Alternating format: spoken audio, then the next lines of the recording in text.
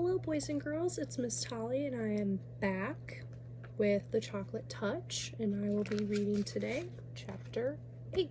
So let's go ahead and get started. English class passed without incident. Miss Plimsoll distributed word lists to her pupils to take home. The more words you know, she explained, as always, the more exactly you can think. There were some difficult new words John noticed. Avarice, indigestion, acidity, unhealthiness, moderation, digestibility. As Miss Plimsoll explained the meaning of each one, it seemed to John as though they all had a special bearing on his present uncomfortable condition. At last, the bell rang. "Very well, class," Miss Plimsoll said. "Time for outside activities. Good afternoon." "Good afternoon, Miss Plimsoll." Miss Plimsoll gave the signal for dismissal, and the pupils in the front row filed out, followed by those in the second row, including John and Susan.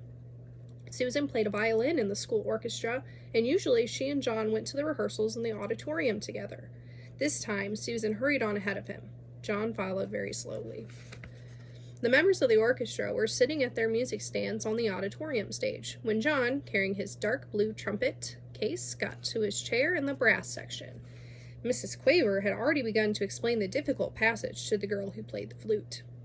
"Just after Jay sings, 'Nestlings chirp and flee,'" she was saying, "you come in with your trill, toodle-oo-doodle-oo. Do you see the place on your score? Good."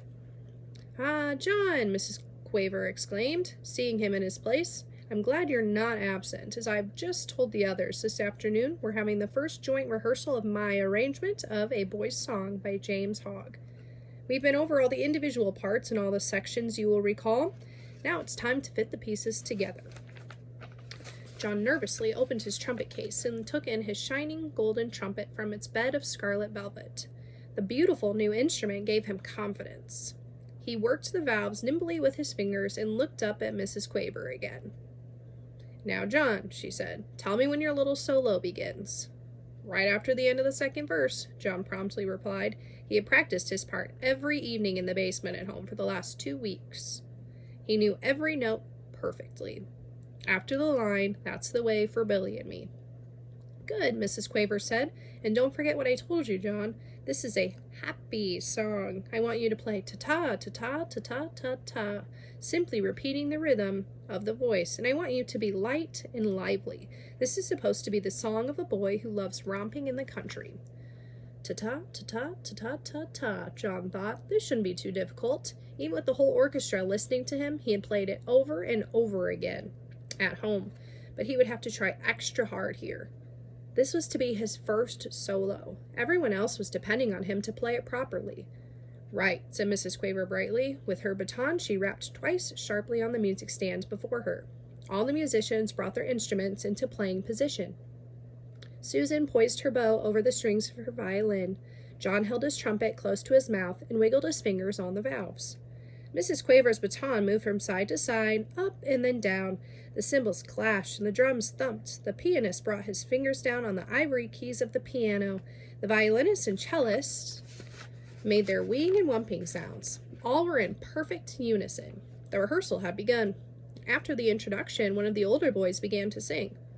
"Where the pools are bright and deep, where the gray trout lies asleep, up the river and over the lea, that's the way for Billy and me."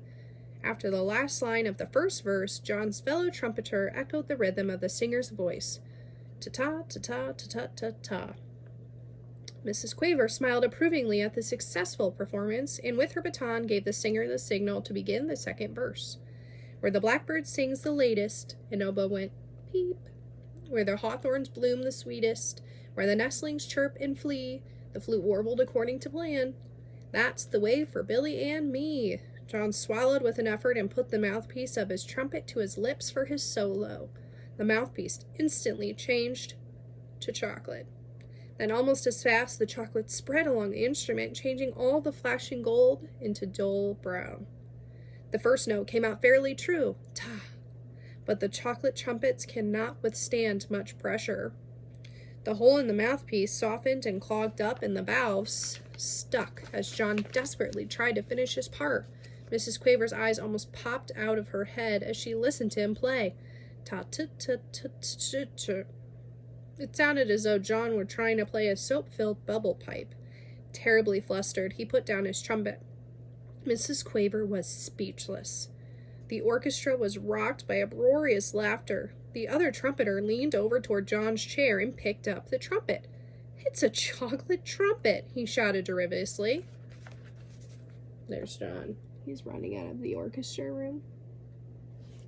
And there's his chocolate trumpet. No wonder it sounded like that. John Midas was trying to play a chocolate. John didn't wait to hear any more. He fled from the stage and out to the playground, without stopping to even look around. He ran through the stone gateway and homeward. And that is the end of chapter 8. I will be back next time reading chapter 9. It looks like we're getting pretty close to the end. So, next time, Chocolate Touch, chapter 9.